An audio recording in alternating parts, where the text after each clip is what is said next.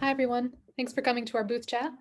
I'm Amelia Steinmex, the Director of Marketing here at Melville, and we are with Mike Rothschild, leading expert on QAnon and author of The Storm is Upon Us. We're also with Athena Bryan, the book's editor and moderator of today's discussion. The Storm is Upon Us is coming this fall. It's the definitive story of QAnon, how it started, what it is, what comes next, because QAnon does not seem to be going anywhere. So if you're wondering how this happened, who these followers are, you're in the right place. It's fascinating, it's a little bit terrifying, and Mike has some much needed insight. So we will try to take some questions at the end. Feel free to add them into the chat throughout, and be sure to head back to our booth after to download an excerpt. All right, I'm going to hand it over to Athena. All right, thanks, Amelia. So I think that as an editor, there are sort of three broad reactions when a proposal first hits your inbox. You might get sort of a, this seems plausible, this seems implausible, as a book. And then the third one is, gosh, I really hope this is exactly what I want it to be. And that's definitely the reaction I got when I saw a proposal about QAnon come to me in the summer of 2020. I definitely had some familiarity with QAnon and like a sense of it, and had kind of picked up on it in the peripheral vision of my sort of online media, landscape. But I really could have used a book that really distilled it and explained exactly what it was. And I wanted that so badly. And I see this project, and I really hoped it wasn't sort of excessively fear-mongery or sort of wingnutty or cruel, dismissive to, the people that are following this conspiracy theory, which appear to be big and to sort of be a massive societal sort of phenomenon. I've been relieved and overjoyed at every step of the way from, reading this proposal finally, and then talking to Mike and working with him, that it was exactly what I wanted it to be. We've had the most sort of fascinating and edifying and thought-provoking discussions. So I'm really excited to bring you guys in on that today. So with that, let's get started. And let's kind of start from the beginning. Mike, can you tell us sort of when you got interested in conspiracy theories in general? I know that you've sort of written another book about that and been following them for a long time. Sure. So I've always been into conspiracy theories as stories, not as, things to believe are true. I always really appreciated the detail and the vigor with which people prescribe to these theories. And I listened a lot to the Coast to Coast AM radio show in college, which is maybe not the best thing to listen to when you're up all night working on a paper, to be hearing stories about like crop circles and UFOs. But I always really enjoyed them for the passion that they inspired in people and the debates. And it was a time. I guess I'm dating myself here, but the late 90s, early aughts was a time when conspiracy theories were a little more innocent. They were a little more fun. Then you had 9/11, and then everything got sort of very dark and very twisted, and these things became very mainstream. And I just followed them kind of from afar for a while. I got interested in other stuff. And then about 2012, I started writing for the blog of a skepticism podcast called Skeptoid. And I found that I was good at it and I enjoyed it, and people were liking what I was doing. And I just sort of kept doing one thing after another. And the gigs I started getting were a little more high profile. And that led to the first book, and that led us here. So can you tell me when you first encountered QAnon? Sure.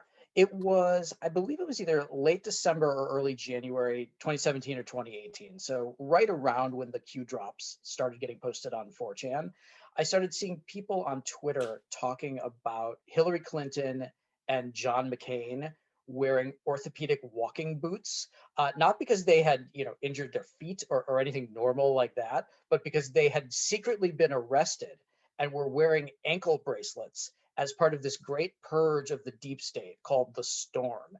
And I thought, oh, this is amazing. I've got to track down everything there is about this. And for a month or two, it was just sort of fun to poke around it. But then I started to realize that it had some very disturbing similarities to these very long-running affinity frauds. And I get into this quite a bit in the book.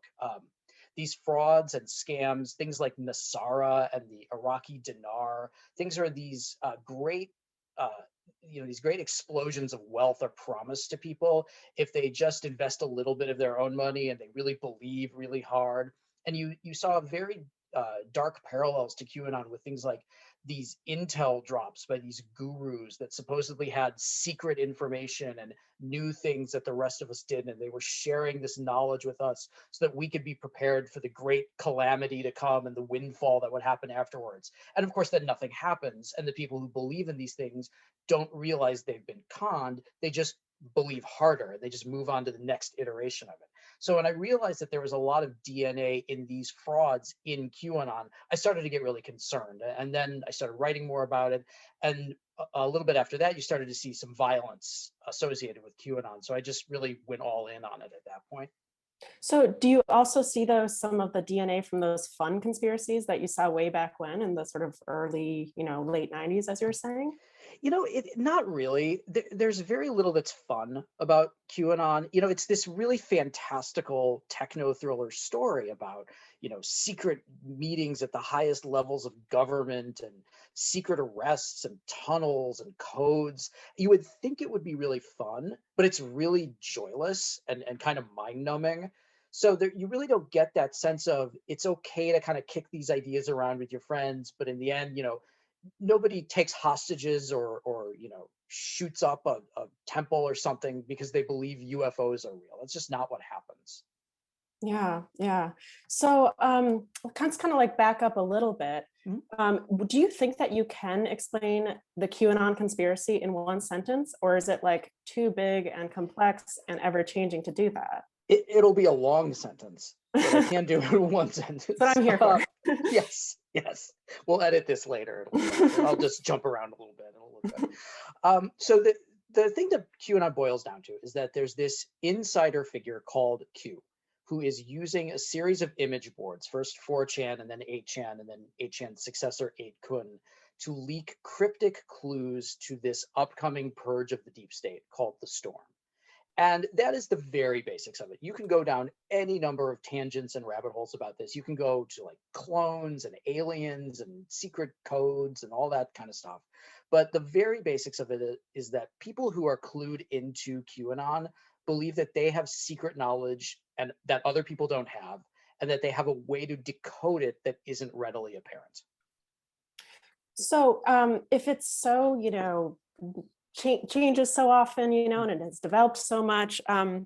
This book, it tells us the sort of first stages of QAnon and all of the precise things that happen and all the ways it developed. Why do you think that that's sort of valuable to sort of have this book and have this in amber and have this, testimony of what exactly went on at first, given how... Go ahead. Yeah, it's very complicated and it gets very technical very quickly. And I think that when you start getting into things like cryptography and the really arcane stuff in Chan culture, people's eyes just glaze over and you can't make sense of it because it's not designed to be made sense out of. So I think it was really important to have a very simple, very straightforward, easily followable explanation for where this came from and how it started, not because people are too dumb to understand it, but because it's just too complicated to really wrap your mind around, and there's not a lot of incentive to do so. I think it's also really important that people understand that something like QAnon is not really novel and it's not really new. The component parts of it are as old as the hills, really. They're things that go back hundreds or thousands of years in some cases, and they've been put together in a very kind of message board, internet, social media friendly way. But QAnon isn't wizardry. It's just exploiting the foibles that everybody already has. And I think it's really important to sort of put that down on paper and let people know that it's not as complicated as you think it might be, even though I just said it was really complicated. So sort of speaking about the people and the human stories, you've talked to a lot of, people who have been affected by QAnon throughout. Can you sort of start with like one of the more sort of shocking or scary sort of stories you've heard from personal testimonial? Oh, sure. There are a lot of them. And there's one story that's in the book that's never been reported on before. And I don't want to give too much of it away, but it's a guy who reached out to me when I put out a call for QAnon survivors and family members. A guy who reached out to me that his closest friend of 30 years had suddenly become caught up in QAnon through a delusion that the government was tanking his investments. And this guy prepared charts and graphs and long, complicated explanations of how the government was personally targeting him. And it escalated from the government's out to get me, man, to stalking, to harassment, to death threats. The guy was threatening his own mother, threatening his kids. It finally ended up in court, and it had only recently sort of got resolved. And even then, it was like screaming and threats. And the guy I was talking to was like, I feel like I haven't been able to breathe for 3 years with all this hanging over my head. And these stories are not just sort of a kooky belief that takes over your life. It is a way of looking at the world as adversarial and dangerous, and it infects everything that you do, and everyone that you meet is part of that. And these stories are very sad. They very quickly stop being about the kind of the kooky antics, and they become about just pain and misery. And there's a lot of that in the book. A lot of misery in the book, a lot of pain. Yeah. But speaking of the sort of way in which it takes over your brain, I'm really curious to ask you how you've managed to sort of maintain your equilibrium when you're completely immersed in this world. There's this way in which I feel conspiratorial thinking is almost contagious. And as someone studying it, I'm curious sort of either what your strategies are or what your just, coping mechanisms are for sort of being immersed in this world, in this mindset. Sure. In terms of coping mechanisms, I try to look at this as a job. It's not a crusade. I'm not trying to save the world. I'm not even necessarily trying myself to pull the hundreds of thousands or millions of people or whatever out of QAnon. I can't do that, and I'm not going to try. So I look at it as work. I clock in, I do my work, I talk to people, I do the research, and I clock out. And I try not to think about it when I'm not working on it. But I also try to catch myself whenever I am ascribing a conspiracy to something that can be explained by something else. A conspiracy should always really be our last explanation for something, not our first. We should always look at sort of much baser motivations: greed, praise, incompetence, happenstance. That you can explain most things that go wrong in the world by somebody wanting money, somebody wanting to be worshipped or praised, or somebody just being bad at their job. And when you do that, you stop yourself from going down the rabbit holes of turning random bits of context-free information into your own conspiracy theory. And it's very easy to create conspiracy theories about conspiracy theories, and you just get lost in all of it. And I try really hard to take a step back and ask myself, is there another explanation? Could this be something else? Does it have to be this grand plot? And the vast majority of the time, it doesn't have to be. Yeah, that's another really interesting dimension of the book I found working on it was you pointing out that suddenly, if as you're trying to explain this theory, suddenly another conspiracy theory of the conspiracy theory might evolve. It's like the conspiracy of who did it, and pinpointing that it might be some third actor that created this conspiracy theory to take over our minds. I just thought that was so interesting. But then before, while we're still on the topic a bit. I am curious sort of what you think the half-life or the end game or the non-end game is of this. Is this a mode of thought and a collection of theories that can kind of just sort of evolve forever and keep, pulling people in? Or do you see it sort of like a virus, to go for the obvious metaphor in the air that sort of dies out after, a couple of waves? I think that the QAnon as we know it probably doesn't have much life left in it. The Q poster themselves hasn't made a drop since December and may never do it again for a whole bunch of reasons that are way too complicated to go into. But Read the book. yes, read the book. But the mythology of QAnon, this idea of these high level trafficking rings, this idea of an all powerful deep state, this idea that there are vast forces in progressivism that are trying to rewrite the DNA of America, the idea that the election was stolen from Donald Trump. All of those ideas are the very core of QAnon, and they are now the orthodoxy of the Republican Party. These things are now just as mainstream in the GOP as Benghazi and Hillary's emails are. This is unfortunately with us because conspiratorial thinking is always going to be with us. It's not going to be called QAnon anymore at a certain point, but it's going to be something else. And the ideas put forth in the Q drops and by the big Q promoters are going to be woven into whatever that next thing is. And it'll be sort of indistinguishable. There'll be a bright line from some of these early scams and frauds to QAnon, to whatever the next thing is. And it won't be QAnon, but it will incorporate a lot of the same mythology. Yeah. So I guess, kind of focusing more on the book, what then is the main thing you really want people to take away from the book? Because there's a lot of themes and a lot of different angles we've been talking about here. I would say that the main thing that I want people to take away from the book is that QAnon is not as unexplainable as you think it might be, and it's not as complicated as you think it might be. If you get into the basic psychological motivations of why people believe conspiracy theories, what needs they serve, what holes they fill, what questions are answered by conspiracy theories, it suddenly becomes a lot easier to understand them, and you don't default to mocking the people who believe them. And I think that's a really important thing, is that it's very easy to mock this stuff. I mean, I do it too, because a lot of it is just ridiculous. But when you get down to it, this is a belief system that people have wrapped their entire lives around. And I think with the book, I want people to understand why they did it and what it means to them, and then how to recognize the next iteration of QAnon when it starts appearing on the horizon. Because I think everyone was just so slow to take this seriously, including the big social media companies. And by the time we finally realized, oh, we really need to look at this, we really need to take this seriously as a political movement, it was too late. Yeah. So I think that we're getting kind of a handful of questions on our side panel here. Amelia, do we want to move on to those? Sure, and everybody can keep those questions coming as we go. So we have a question here. How closely tied to Trump is the Q phenomenon? Will it just fade away as Trump does?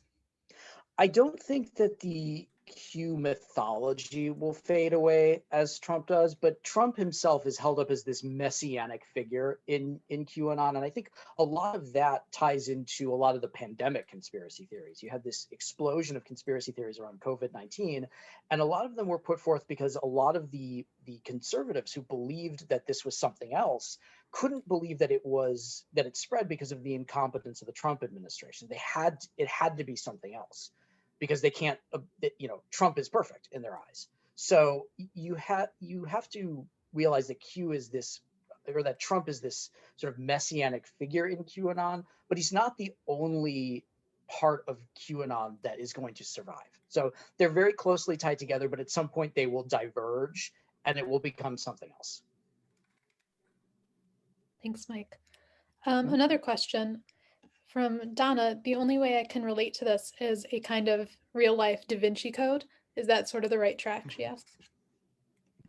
I think that's very much the right track. I think it might have been in the pitch for this, or maybe in the introduction, I talk about QAnon as the novels of Dan Brown meets the novels of Tom Clancy. I mean, this idea of like chasing around ancient conspiracies and decoding arcane clues, it's very much a part of QAnon, and it's very compelling to people. It's very interesting. Like, it's participatory. It gives you a way to be part of the story, and very few other conspiracy theories have ever done that. The vast majority of them are just like, the Illuminati control everything, the Catholics run the Supreme Court, the Jews run the banks, there's nothing you can do about it. But QAnon is, the Jews run the banks, the Catholics run the Supreme Court, and you can fight back. Here's how you do it. You make a meme, you make a video, you red pill your friends, and it turns you into a soldier, not a victim. And that is hugely compelling to people. You're muted, Amelia. Thanks, Athena. So let's see, next question. Do you think QAnon is at the root of our culture wars, or is it sort of glomming onto the culture wars and exacerbating them? It's definitely a symptom. The culture war stuff has been going on for a long time. Before Q, it's going to go on even more so once Q is long gone. But yeah, the culture war tropes of they are changing things. They want to rewrite the way you live your life, the things you love, and the way you worship, and your guns and your relationship with the way you raise your kids. It's all wrong. That is part of QAnon, and that's a huge part of this cancel culture thing. It's not just about like, who are we boycotting today? It's the way you live. Progressives think the way you live your life is wrong, and Q offers answers for that. How much does popular culture inform the world of QAnon?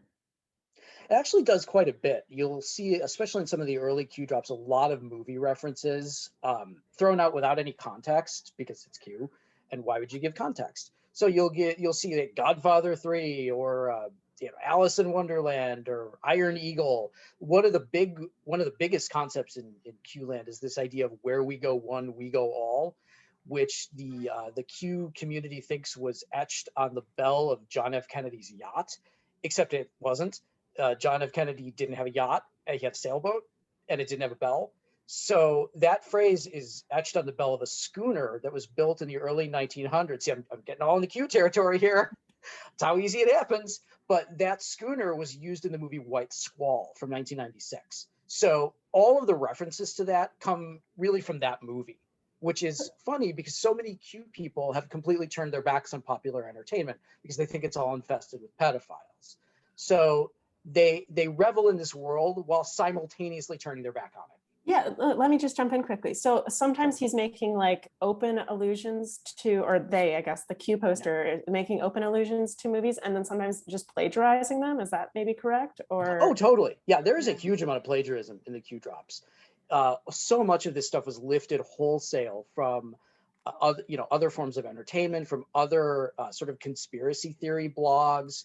All of it is just cut and pasted and dropped in, or maybe tweaked slightly. There is more appropriation in the conspiracy theory world than there was with Led Zeppelin and the blues. I mean, all this stuff is stolen from something else. That's just so interesting because that's another very like online dimension to this, where it's like, in fact, not even original too. Right.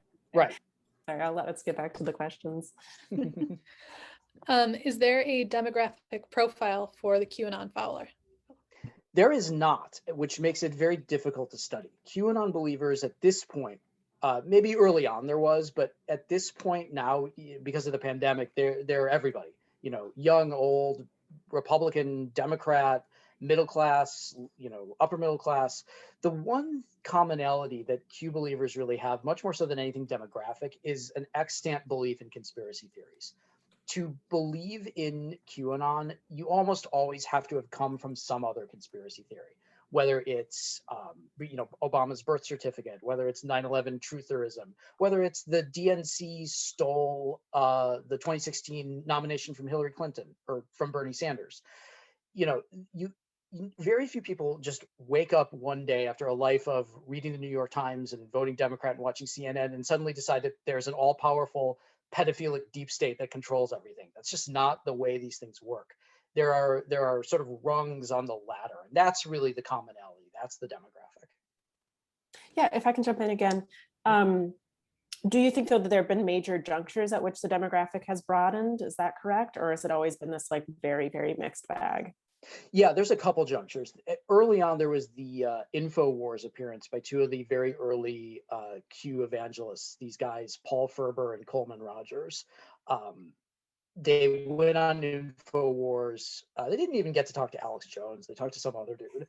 And they talked about how Q was this intelligence avatar and it was going to change the world. And they really needed people to help them out. They needed ex-military people with a background in intelligence and decades of experience. And so suddenly baby boomers just flocked to 8chan and just suddenly started posting on it and reading these threads. This place that is really not suitable for anybody to go to was just swamped by so-called normies who were looking to do their research and help out with the silent war. And then later on, you had a much bigger expansion with the pandemic, where you had suddenly everybody on lockdown. People are isolated, they're alone. In a lot of cases, they've lost their jobs. There's this great world-changing event that's going on and our understanding of it is sort of changing hour by the hour. And that is just a petri dish for conspiracy theories. And so these people would go online and they would say, well, somebody told me that 5G internet caused it, so I'm going to join this anti-5G Facebook group. You join the anti-5G Facebook group, and the handy-dandy Facebook algorithm recommends an anti-Bill Gates Facebook group. You say, oh, I've heard some bad things about him. I don't like him. You join that group, and then the Facebook algorithm recommends the Great Awakening, which is QAnon. You go, oh, Great Awakening. I want to be part of that. I don't want to be asleep. I want to be awake. You join that, and now you're getting hammered with hardcore, anti-Hillary Clinton memes and stuff about pedophiles and the deep state, and you've radicalized yourself with absolutely no intention of doing so. So kind of going off that, we have a question here about Instagram mommy bloggers and, sorry, pastel Instagram mommy bloggers. Yeah. So how that plays into QAnon. So what's that demographic all Yeah. about? Yeah, that demographic was very much pandemic driven. It was the concerned moms who have who aren't on Twitter and certainly are not on places like 8chan, but they're on Instagram and they follow a lot of influencers, a lot of lifestyle influencers. And a lot of these people, these big, million plus follower Instagram influencers got really sucked in by QAnon. And especially they got sucked in by the trafficking aspects of it. So I don't know if people remember that big Wayfair conspiracy theory from last year. The office furniture company Wayfair was trafficking children by using their real names and selling them with, for $10,000 with pictures of cabinets. I mean, just ridiculous stuff. But people bought into it because suddenly you're in this pandemic, bad things are happening. Children especially are being really affected by this in ways we still don't really understand. And it starts to get all messed up in your mind that things are being done to children. And you want to help children. You want to save the children. Everybody wants to help children, right? So your favorite Instagram influencer posts something about Wayfair or about missing kids or about adrenochrome or how, all these things are happening to kids and we don't really know what's going on. And it's not that you know about or even care about QAnon, but you trust that person. That person has formed a bond with you because you admire their lifestyle and their honesty and their telling their version of the truth, and they radicalize you again without intending to do so, and even not necessarily knowing what QAnon is. You get sucked into the mythology of it because people you trust are talking to you about it. Thanks, Mike. Mm-hmm. Another question, do you have any personal theories or thoughts on who began posting as Q? And sort of related, do you believe that Anonymous and QAnon are related in any way? Sure. So I'll answer the second one first because that's a little bit easier. Anonymous and QAnon really have nothing to do with each other. Anonymous tried to take QAnon down, I think around fall of last year, and it didn't go very well. It was sort of a disaster. What did they try But to do? they tried to link the owners of Acorn, Jim Watkins and his son Ron, with child porn websites, but it just didn't take. It didn't work. The sites that they bought with these very pedophilic names were basically just clickbait, and there was nothing there. It just sort of fizzled out. Oh But my in goodness. terms of yeah, yeah. In terms of who made the initial posts and who, was making the posts up until recently, we still don't really know. And I don't get into this all that much in the book because I think it's one of those things that a lot of other people are talking about. I'm sure you've seen, people have seen it on the HBO documentary that just aired. My best guess is that it was one or multiple of those early 4chan evangelists. And then once QAnon jumped from 4chan to 8chan, which was the board that Ron Watkins was the admin of, that he got involved somehow. He was probably making the posts, but again, we still don't know for sure. He is the best guess that the vast majority of disinformation researchers and journalists have. So that's the one that I tend to also agree with. But, again, we don't know for sure, and we may never know.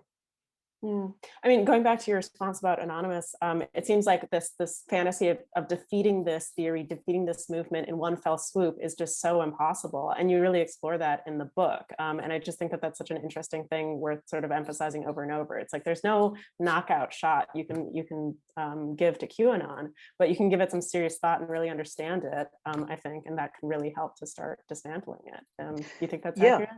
Yeah, that's totally accurate. You can't fact check or debunk your way out of something like QAnon because it's a belief system. It's a way of looking at the world.